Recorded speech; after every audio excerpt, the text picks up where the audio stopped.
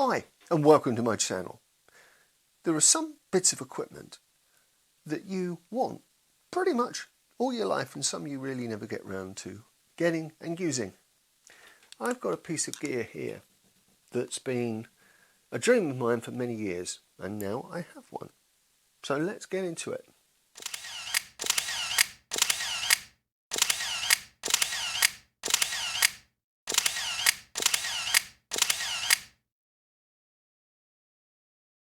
So, the camera of lust in my early 30s was the Nikon F4.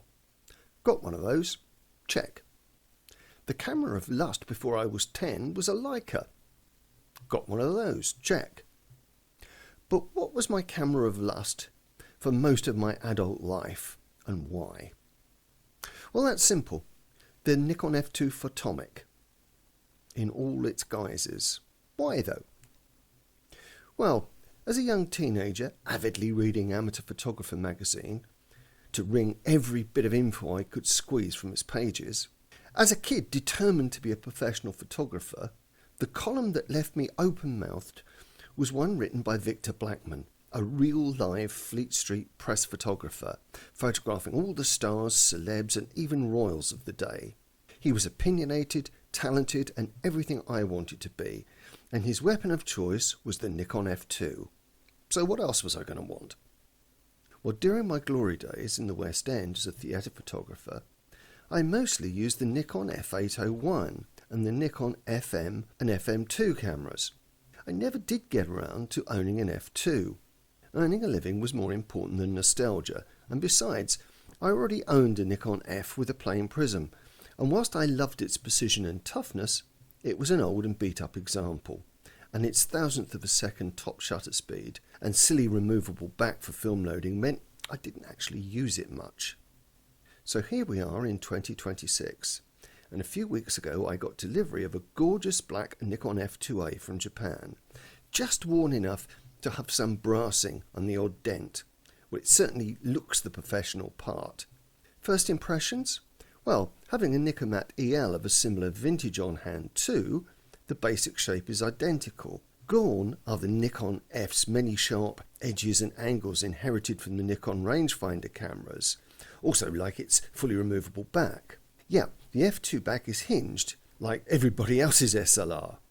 True, the F2's weighty, but only as weighty as the Nikonats of the era, and it's more compact than I actually imagined. Sure, the metering prism is a big lump, but it doesn't make the camera feel unbalanced. The odd thing for me is that it feels so ordinary, and I mean that in a complimentary way. There's not really anything that feels quirky or gets in the way. Sure, the ISO dial, where you'd normally expect the shutter speed, and the shutter speed's reading from the side is strange, but that's only for a few seconds. Then it simply becomes the way you do things. And all those shutter speeds above an 80th of a second are fully mechanical yet stepless up to a full 2000th of a second, so exposure can be ultra precise. Of course, the Nikon F2 has another party trick that so many modern reviewers miss out on. Using the T setting and the self-timer lever, as well as the B mode on the shutter speed dial, let you extend that shutter speed range down to a class-beating 10 seconds. That's 10-second timed exposure mechanically, no electronics. My version is the F2A, so it has the CDS cells, but couples for full aperture metering with later AI lenses. The prism, metering head, has a retractable AI lever, which means you can safely mount early non-AI lenses with the claw or rabbit ears aperture setting coupling without fear of damaging the camera, but you will have to use them in stop-down metering mode. A tip: don't mix AI and non-AI lenses in your bag when you're using an F2A in a high-pressure environment. You will probably do what I did the first time out. Happily use a non-AI lens in stop-down mode, and then go back to, in my case, a 50mm f1.4D autofocus lens with AI coupling, and wonder why it isn't metering properly. It's because you didn't pop out the little AI lever that you retracted to use the older lens with. You have to push the button to pop it out again, dumbass. The camera has no idea what aperture you just set. Aside from that brain fart moment, the Nikon F2A is a total lack of drama to shoot. It's instinctive. The viewfinder is glorious. The backlatch is a touch fiddly at first, but nothing awful. The meter on my DP11 finder is fast acting and easy to read.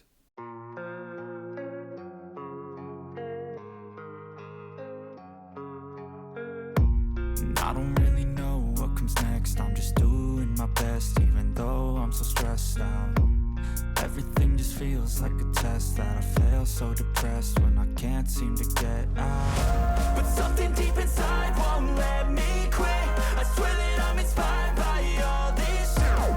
Tell me that I can and I won't. That's what guides me the most. Your lies, I'll do what I want.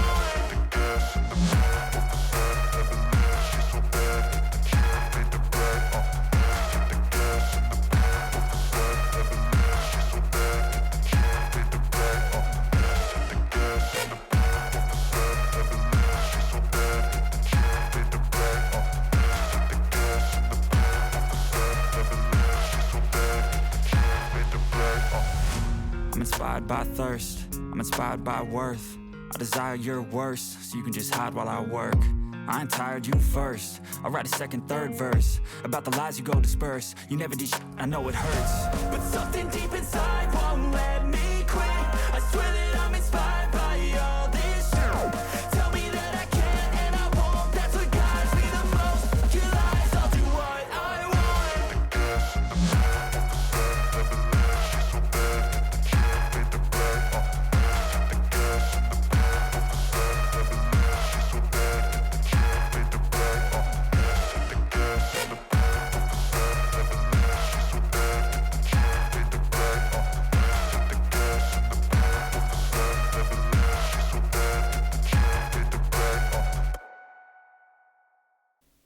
Now to how much? Well, these are actually not super expensive, providing you don't go for the models with the DP12 finder. I paid well under £300 for mine with a working DP11 finder. The meter is actually in that finder rather than in the body. By the way, why in God's name would anyone want a waist level finder? Maybe it's fine for landscape, but impossible for portrait format. In fact, landscape format is the least interesting way to shoot a landscape. So unless you're going to be a self-pronounced weirdo, leave out the silly finders. So back to the premise. Is the Nikon F2 the best Nikon for you? Well, if I'm honest, my old FM2N did almost all of what an F2 will do. The most important thing for me being interchangeable screens. A split image rangefinder is a huge boon as your eyes get older. The FM2N could rip along as fast as I usually needed with its motor winder fitted, and without that it was smaller and neater. Okay, no interchangeable finders, not really much of a downside. And yes, that motor drive wasn't super fast, but who wants to waste film at high speed these days anyway?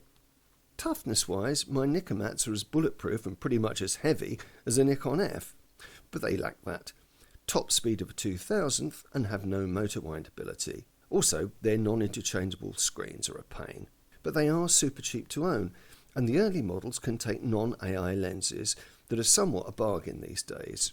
True, the F2 can do that too, but to do that, open aperture, and also to take AI lenses open aperture too, you in fact need two finders. I'll say at this point that I haven't spent any time shooting an F3, which I should do for completeness sake, or indeed an F5 or an F6. I do have my beloved F4, huge and monolithic beast that it is. Trouble is, the F3 and all those after it are bricks without batteries, which means if you want a Nikon, an all-mechanical with interchangeable screens, it's between the FM2 FM2N and the Nikon F2. The Nikon FM had non-interchangeable split-image rangefinder screen, which suited me fine. I had a battered black one as a backup in my theatre shooting days.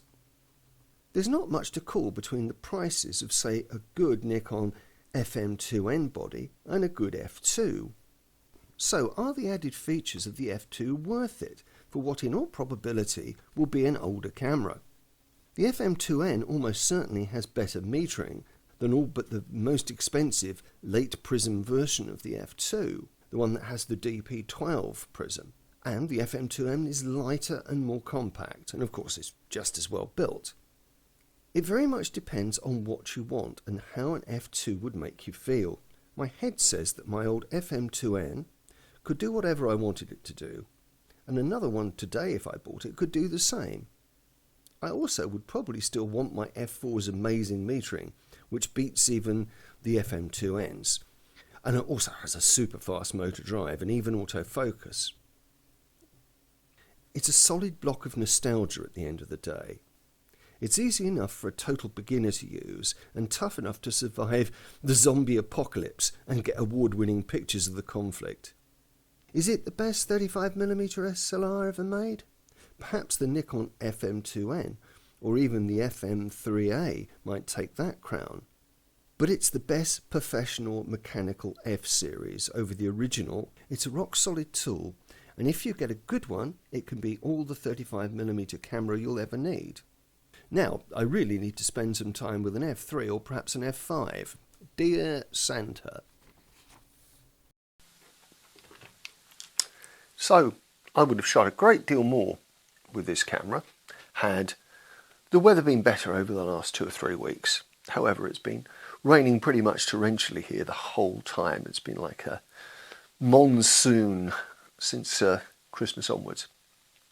Hopefully as soon as we hit the spring, I'll be able to go out with it a bit more and shoot some more street, which it seems to be extremely good at.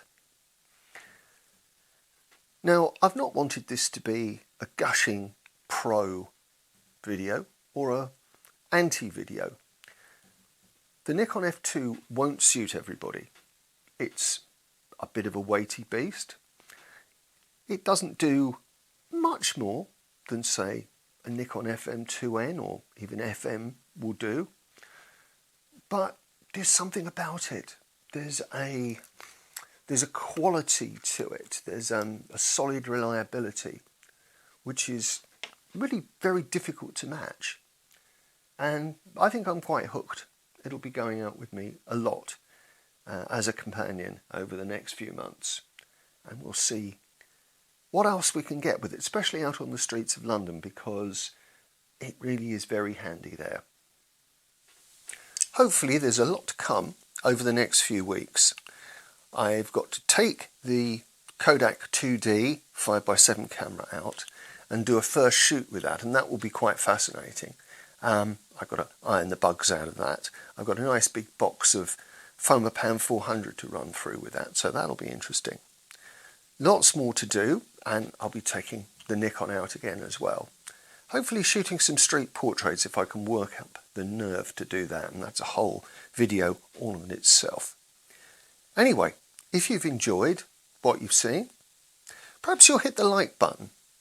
If you've really enjoyed it, perhaps you'll think about subscribing.